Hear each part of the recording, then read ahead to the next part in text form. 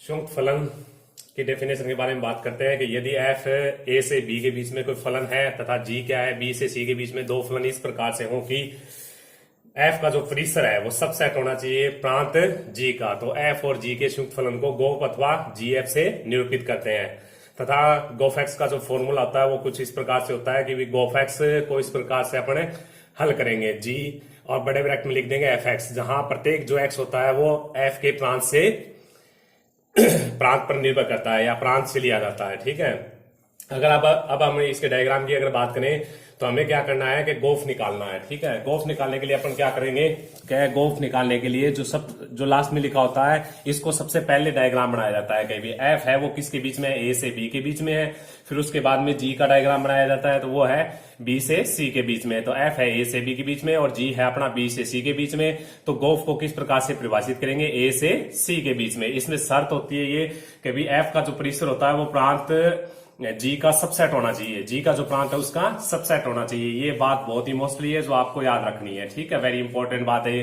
अब संयुक्त फलन के गुणधर्म की अगर बात करें तो फलनों का जो संयोजन होता है यानी संयुक्त जो फलन होता है वो सामान्यतः क्रम विनिमय नियम का पालन नहीं करता है। कहने का मतलब ये है कि गोफ एक्स बराबर में जो गोफ है वो बराबर आए फोक के ये कोई जरूरी नहीं है, आ भी सकता है और नहीं भी आ सकता।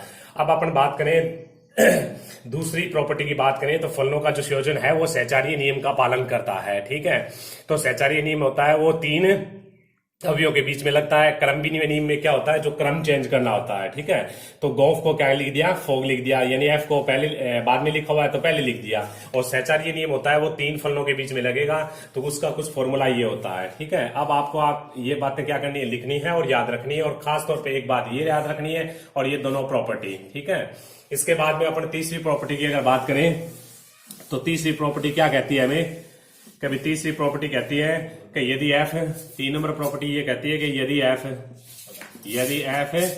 ए से बी तथा जी है वो क्या हो बी से सी,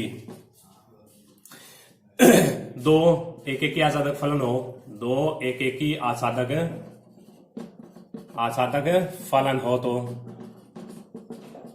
हो तो गोफ जी ओ एफ गोफ जो किसके बीच में परिभाषित किया था हमने, ए से सी के बीच में परिभाषित किया था, एक एक ही आसादक होगा। ठीक है, एक एक ही आसादक होगा तथा आपको ये भी बात रखनी है कि गोफ की होल इनवर्स बराबर ये फॉर्मूला होता है एफ इनवर्स ओ जी इनवर्स, ये भी फॉर्मूला आपको क्या करना है, याद रखना है। ठीक है, तो अब अपन मतलब क्या है कि इसके एग्जाम्पल के ऊपर चलते हैं। एग्जाम्पल से बात समझ में आएगी भी संयुक्त फलन किस प्रकार से काम करता है। ठीक है, तो संयुक्त फलन के लिए हमने क्या किया, सबसे पहले हमने कह दिया कि एफ है वो आर प्लस के बीच में क्या है, परिभाषित है। ठीक है, और जी कोई फंक्शन है वो भी क्या है, आर प्लस से आर प्लस के बीच में परिभाषित है। आर प्लस का मतलब ये होता है कि भी आर अपना कैपिटल अगर आर लिखा हो इसका मतलब होता है कौन सी संख्या, वास्तविक संख्या लेनी है। ठीक है, और वास्तविक संख्या परिमेय तथा अपरिमेय संख्याओं से मिलकर बनी हुई होती है। और आर प्लस का मतलब होता है कभी आर प्लस का मतलब होता है कि सारी की सारी धनात्मक संख्याएं लेनी है। ठीक है, और आर नोट का मतलब आर के नीचे अगर जीरो लगा दिया जाए, आर नोट का मतलब होता है जीरो को छोड़कर सारी संख्याएं लेनी है। ठीक है, तो ये बातें भी आपको याद रखनी है। तो जो फंक्शन अपना एफ है वो आर प्लस से आर प्लस के बीच में परिभाषित है। दूसरा फंक्शन ले लिया वो जी आर प्लस से आर प्लस के बीच में परिभाषित है। ठीक है, तो एफ एक्स जो है संबंध जो दे रखा है एफ एक्स बराबर दे रखा है एक्स स्क्वायर, और दूसरी बात दे रखा है जी एक्स हमें दे रखा है रूट एक्स। अब हमें क्या करना है, कभी गोफ और फोग को ज्ञात करना है, गोफ को ज्ञात करना है और दूसरा फोग को ज्ञात करना है, इन दोनों को ज्ञात करना है। तो ज्ञात करने के लिए एग्जाम्पल नंबर 3 जो क्वेश्चन नंबर 3 है वो लिया है मैंने। तो इसमें आपको क्या करना है, क्या सबसे पहले आपको गोफ की अगर बात करें तो मैंने सबसे पहले गोफ को लिया है। देखिए गोफ रफ काम कर रहे हैं अपन, तो गोफ में क्या किया, एफ का परिसर देखना है आपको। ठीक है, सबसे पहले अपन एफ के प्रांत परिसर की बात करें तो मैंने पहले भी बता दिया है कि एफ का प्रांत क्या होता है, ये क्या होता है। ठीक है, तो हमेशा क्या होता है, एफ का जो प्रांत होता है ये तो होता है प्रांत। ठीक है, ये होता है अपना क्या, सह प्रांत। यानी आर प्लस यहाँ पे जो लिखा होता है सबसे पहले वो प्रांत होता है, फिर ये आर प्लस ये यहाँ पे जो लिखा होता है वो कौन होता है, सह प्रांत होता है। जो परिसर होता है वो इसी के अंदर मिलता है, ठीक है, इसके अंदर मिलता है, आर प्लस के अंदर परिसर मिलेगा। तो आपको क्या है कि ये बात समझनी है कि गोफ है, गोफ परिभाषित है या नहीं। सबसे पहले आपको जो क्वेश्चन है उसको सोल्व करने से पहले आपको ये बात का पता लगाना है कि गोफ परिभाषित है या नहीं, फोग परिभाषित है या नहीं। तो फोग या गोफ का परिभाषित है या नहीं इसका पता कैसे करेंगे, उसकी डेफिनेशन से करेंगे, ठीक है। तो अब अपने क्या करें कि गोफ, हमें क्या करना है, गोफ का डायग्राम बनाना है। और गोफ का डायग्राम बनाने के लिए मैंने ये बात बताई थी कि एफ का डायग्राम पहले लेना है, यानी एफ का तो लेना है परिसर, ठीक है, परिसर ऑफ एफ, और सबसेट होना चाहिए किसका, जी के प्रांत की। ये बात आपको याद रखनी है, ठीक है। तो इसका डायग्राम बनाने के लिए अपन क्या, डायग्राम बनाने के लिए एफ को सबसे पहले लेना है, मैंने ये भी बताया था। तो एफ को पहले लेते हैं। एफ को पहले किसके बीच में परिभाषित है, एफ आर प्लस से आर प्लस के बीच में, ठीक है, आर प्लस से आर प्लस के बीच में ये एफ होगा। तो एफ का जो प्रांत कोण हुआ ये होगा, सह प्रांत कोण हुआ ये समुच्चय होगा, और जो परिसर होगा वो भी इसी के अंदर मिलेगा, ठीक है। अब हमें क्या कह रखा है, यानी एफ का परिसर कौन सा हुआ, ये हुआ, और जी का प्रांत कौन हुआ, आर प्लस हुआ। तो आर प्लस का क्या होता है, सबसेट होता है, ये पता ही है अपने को कभी, यानी कोई समुच्चय स्वयं का क्या होता है, उप समुच्चय होता है। तो अब हमें क्या करना है, जी का डायग्राम बनाना है। तो जी का डायग्राम बनाए तो आर प्लस से आर प्लस के बीच में है, तो ये आर प्लस रहा, एक आगे और आर प्लस बना देते हैं, ये आर प्लस बना दिया, इनके बीच में जी है। तो अब अपने गोफ जी ओ एफ किस प्रकार से जी ओ एफ को परिभाषित कर रहे हैं अपन, तो जी ओ एफ है वो किसके बीच में परिभाषित होगा, जी ओ एफ होगा, वो होगा किसके बीच में, आर प्लस से आर प्लस के बीच में होगा, ठीक है। तो इस प्रकार से क्या है, अपन बता सकते हैं कि भी गोफ क्या है, इसके अंदर परिभाषित है। अब अपन फोग की बात करें तो सेम बात है कि ये काम भी आपको फोग को भी हमें पता करना पड़ेगा भी परिभाषित है या नहीं। तो सबसे पहले फोग ले लिया। फोग में हमें क्या लिखना है, हमें यहां से हमें लेना है कि जी का परिसर, जी का तो हमें परिसर लेना है, ठीक है, वो सबसेट होगा किसका, एफ के प्रांत के। तो एफ का प्रांत का सबसेट होना चाहिए, ठीक है। तो अब इसका डायग्राम बनाते हैं कि ये बात सही है या नहीं। तो देखिए कि जी का परिसर, अब आपको पता है कि जी का प्रांत क्या होगा, कि ये होगा प्रांत, और सह प्रांत किस में मिलेगा, इस आर में मिलेगा। तो जी का परिसर कौन हुआ, ये होगा, इसके अंदर मिलेगा, ठीक है। तो जी का परिसर कौन हुआ, आर प्लस हुआ। तो एफ का प्रांत देखते हैं, तो एफ का प्रांत कौन है, आर प्लस हुआ। तो आर प्लस का क्या होता है, सबसेट होता है। तो ये बात सही है। तो इसका मतलब इसके अंदर फोग भी क्या होगा, परिभाषित होगा, ठीक है। तो फोग के बारे में बता दिया, गोफ के बारे में भी बता दिया कि भी दोनों के दोनों क्या है, परिभाषित है, ठीक है। अगर परिभाषित सबसेट ना हो तो अपन कह देंगे कि भी गोफ परिभाषित नहीं है या फोग परिभाषित नहीं है। अब अपन क्या करें कि इसके अंदर हमें फोग का मान ज्ञात करना है। देखिए जी ओ एफ फोग एक्स ले लिया, तो इसकी डेफिनेशन अनुसार, इसकी परिभाषा अनुसार हमने क्या लिख लिया, जी, इसको ऐसे लिख सकते हैं, एफ एक्स लिखेंगे, और एफ एक्स लिखने के बाद में जी फंक्शन का मान रखना है। कौन से का रखना है, एफ वाले का रखना है। एफ एक्स को रखेंगे तो क्या बनेगा, एक्स स्क्वायर बनेगा, ठीक है। ये मान किसका रखा है, एफ एक्स बराबर क्या है अपना, एक्स स्क्वायर है, तो एक्स स्क्वायर रख दिया। अब क्या रखना है कि जी में एक्स स्क्वायर रखना है, यानी एक्स रखें तो रूट एक्स आएगा, तो एक्स स्क्वायर रखेंगे तो क्या बनेगा, यहाँ रूट एक्स की स्क्वायर, जो टोटल आंसर कितना आएगा, एक्स आएगा, ठीक है। तो ये गोफ का मान ज्ञात कर लिया है। अब हमें फोग का मान ज्ञात करना है। तो फोग का मान ज्ञात करें, फोग एक्स को ले लेते हैं, तो बराबर में हमने लिया एफ ऑफ क्या लिखा, जी एक्स लिख लिया, ठीक है। तो जी एक्स का मान रखना है। तो जी एक्स का अगर मान रखे तो जी एक्स के इक्वल क्या है, रूट एक्स है, तो रूट एक्स रख लेते हैं। अब क्या रखना है, एफ के अंदर रूट एक्स रखना है। तो एफ के अंदर एक्स रखे तो एक्स स्क्वायर आएगा, रूट एक्स रखे तो रूट एक्स की क्या बनेगा, स्क्वायर बनेगी। तो रूट एक्स की स्क्वायर रखें तो ये भी क्या आ गया, बराबर आ गया, यानी एक्स आ गया, ठीक है।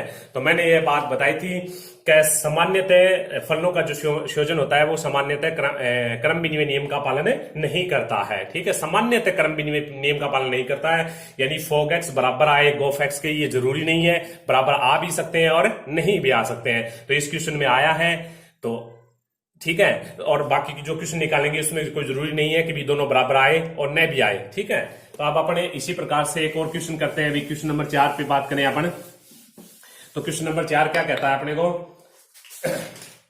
क्वेश्चन नंबर 4 हमें दे रखा है, देखिए एफ है वो दे रखा है आर से आर के बीच में, और जी अपना दे रखा है आर से आर के बीच में, ठीक है। तो आर से आर के बीच में दो फलन इस प्रकार से है कि एफ एक्स बराबर है, अब हमें दे दिया एफ एक्स बराबर दे दिया 3x प्लस 4, ये एफ एक्स का मान दे रखा है, और जी एक्स का मान हमें दे रखा है जी एक्स बराबर में 1/3 x माइनस में 4। तो अब हमें सबसे पहले निकालना है फोग एक्स निकालना है, जी ओ एफ फोग एक्स निकालना है। तो फोग एक्स निकालने के लिए सबसे पहले इस बात का पता होना चाहिए कि फोग एक्स परिभाषित है या नहीं। तो इसका सबसे पहले इस बात का पता करेंगे। तो इसके लिए हमने क्या किया कि एफ का प्रांत, तो ये तो देखिए एफ का प्रांत बनेगा, ये क्या बनेगा अपना सह प्रांत बनेगा, ठीक है। और परिसर किसके अंदर मिलेगा, इसी के अंदर परिसर मिलेगा, इस आर के अंदर ही परिसर मिलेगा, ठीक है। तो हमें क्या निकालना है, एफ का फोग निकालना है, फोग। तो फोग निकालने के लिए हमें क्या चाहिए, सबसे पहले जी जो होता है ना, अगला वाला जो होता है, आगे जो लिखा होता है उसका परिसर चाहिए, यानी जी का तो हमें क्या चाहिए, परिसर चाहिए। और सबसेट होना चाहिए किसका, एफ के प्रांत का। तो एफ का प्रांत लेना है, ठीक है, एफ का प्रांत लेना है, ठीक है। तो हमने ये बात तो चर्चा कर दी एफ के लिए। अब हम जी के लिए बात करें तो जी का जो प्रांत है वो तो ये बनेगा, और परिसर किसके अंदर मिलेगा, इस आर के अंदर परिसर मिलेगा, ठीक है। तो इस आर के अंदर परिसर मिलेगा। तो देखिए जी का परिसर अपन ले कौन बनता है, आर बनेगा। और एफ का हमें क्या लेना है, प्रांत लेना है। तो एफ का प्रांत ले तो वो क्या है, सबसेट है आर, आर सबसेट होता है आर का, ये अपने को पता है। तो इसका मतलब फोग इसके अंदर क्या है, परिभाषित है। अब फोग का फॉर्मूला ज्ञात करते हैं, फोग किस प्रकार से ज्ञात करेंगे। तो फोग ज्ञात कर दिया, एफ ओ जी एक्स ले लिया। इसके फॉर्मूले अनुसार इसको अपन ऐसे भी लिख सकते हैं, जी एक्स लिखेंगे। तो इसके अंदर हमने किसका, जी एक्स का मान रख दिया। जी एक्स का मान कितना दे रखा है, जी एक्स का मान दे रखा है 1/3 इंटू में 4x माइनस में x माइनस में 4, सॉरी। तो ये मान अब आपको क्या रखना है, फलन f में रखना है। तो देखिए x रखे तो 3 गुणा x प्लस 4 लिखा जाता है। तो अब x की जगह ये रखेंगे अपन, ये रखेंगे तो ये बनेगा 3 मल्टीप्लाई में 1/3 x माइनस में 4 प्लस में क्या बनेगा 4, 3 से 3 कैंसिल। तो ये बचता है x माइनस 4 प्लस क्या हुआ 4, 4 से 4 कैंसिल, इक्वल कितना हुआ, x आंसर हुआ, ठीक है। इसी प्रकार से हमें क्या करना है, फोग भी ज्ञात करना है। अब इसी प्रकार से इसी क्वेश्चन के अंदर अपने को हमने फोग ज्ञात कर लिया है। अब हमें गोफ ज्ञात करना है, सॉरी गोफ, GOF ज्ञात करना है, GOF ये ज्ञात करना है।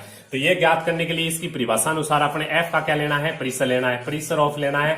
परिसर किसका लेना है, f का। सबसेट होना चाहिए किसके, प्रांत, किसके प्रांत का, g के प्रांत का। तो देखिए f का परिसर कौन बन रहा है अपना, r बताया, r है। सबसेट है किसका, g के प्रांत का। g का प्रांत कौन है अपना, r है। तो r सबसेट r का होता है। इसका मतलब गोफ भी क्या है, इसके अंदर परिभाषित है, ठीक है। तो अब गोफ का फॉर्मूला व्युत्पन्न करते हैं। तो गोफ का फॉर्मूला व्युत्पन्न करें तो सबसे पहले GOF गोफ ले लिया।